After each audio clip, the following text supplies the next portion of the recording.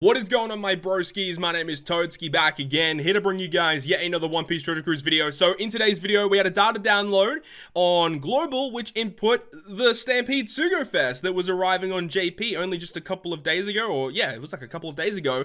So with this banner on JP, I did make a video about it, I talked about it, and a lot of you guys enjoyed the video. It was a pretty controversial banner in the fact that you could get guaranteed Stampede Luffy on one of the parts, and then when you switch over to the other part, you could get guaranteed Douglas Bullet. So you could pick and choose which one you wanted. 9th multi guaranteed to be one of those characters. Now Global has been given the massive shaft once again. You know, our anniversary was underwhelming to say the least. And we are once again getting another shaft because, you know, this banner just arrived on JP. We thought, you know, once we saw that, you know, these characters were coming, we were hoping to see a Sugo-Fest that was going to be similar.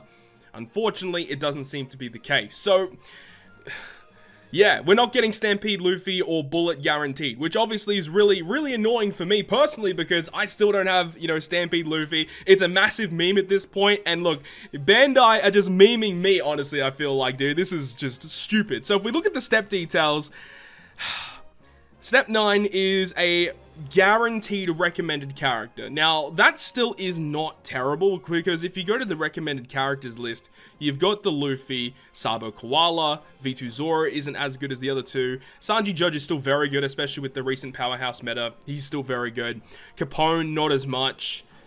Look, you're guaranteed to get one of these units on the 9th multi, which, if you don't have any of them, it's not a terrible idea. But look, if you do get Zoro or Capone, I feel like that's a terrible, like, terribly missed opportunity.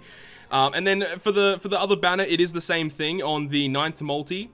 Last one it posted is guaranteed to be a recommended character, so you've got Douglas Bullet here, of course, Shirahoshi Mancherry, V2 Big Mom, V2 Mihawk, and Cracker. I think the first banner is definitely much better. Like, this banner seems like it's got, like, better subs, though if you look here, you do have Bullet and Cracker boosted on the same Sugo-Fest banner, which is pretty cool because both of them work very well together. Mihawk with Big Mom and Shirahoshi Mancherry, like, they're good and they're nice to have, but I do think that the first banner does look a little bit better. Another thing that is interesting compared to the Japanese banner is on step 4 there, it says you're guaranteed to get Buggy. And then if you go over to the other banner, on step 4, guaranteed to get the new Crocodile. Now on JP, it was different. On both banners, it said on step 4, either Buggy or Crocodile on both sides. So on Global's banner, you can actually pick and choose which one you want to get, which is cool. But honestly, at this point now, you know, previously on JP, it was like, which one do you want more, Stampede Luffy or Bullet? Now on Global, it's like, do you want Buggy or Crocodile? Legitimately, it's such a huge shaft, and obviously I'm more pissed off about it because obviously this was a good opportunity to get Stampede Luffy for myself. But even for people out there that don't have Douglas Bullet, because I know Douglas Bullet is probably on most people's like top 3 most wanted legends if you don't own them already.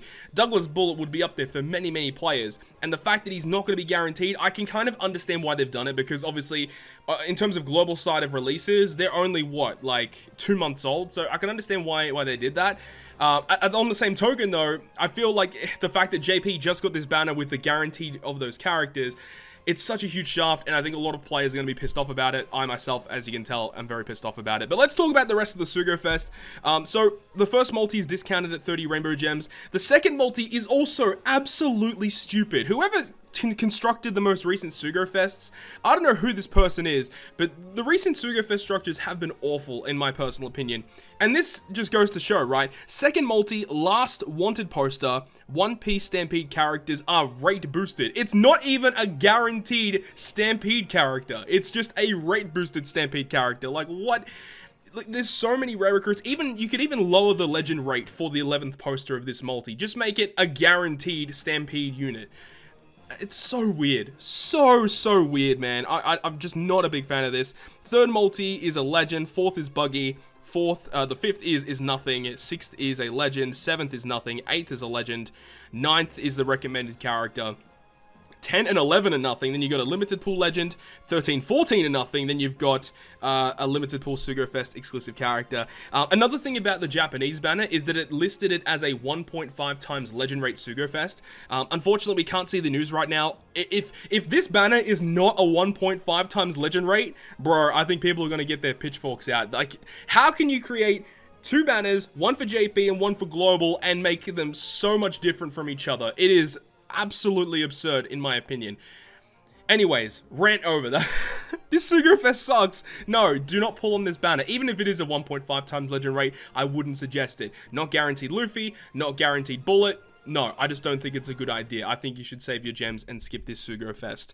So as I said, you know, we can't see the information. I did talk about the buggy and the crocodile in the previous video. So if you guys want to check out what this buggy and the crocodile does, I'll leave a card at the top of the video. So make sure to go ahead and check that out if you want to see what their abilities are. They actually are both pretty good units, you know, honestly. They both are pretty good.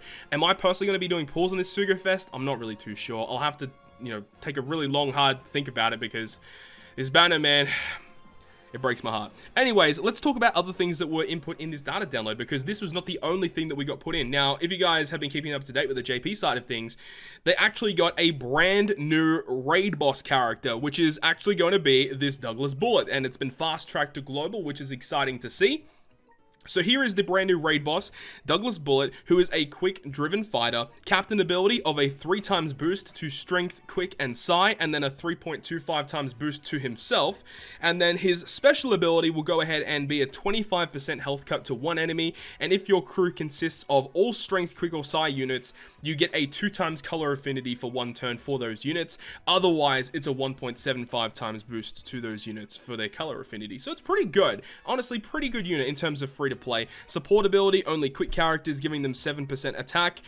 He also has a sailor ability of making him do 2 times damage against Dex. So as a sailor, he doesn't have a negative typing. He's not super effective against everything. It just means that, you know, Dex enemies, he's going to be hitting for neutral damage when you calculate it. So not terrible. So this unit's there. He's going to be farmable. You can drop skill books, and he also has limit break materials. So you have to farm those limit break materials, obviously, to limit break the character. And then we also have a ranking mission. Now, I did talk about this ranking mission before on the other video as well, but we will talk about it here right now. So obviously Stampede Luffy's the final boss. You've got Forbidden Tomes and Cotton Candy are droppable. Now there is actually a condition here where it says you're not allowed to use Sugo-Fest exclusives, and you cannot use characters that are cost of 50 or higher.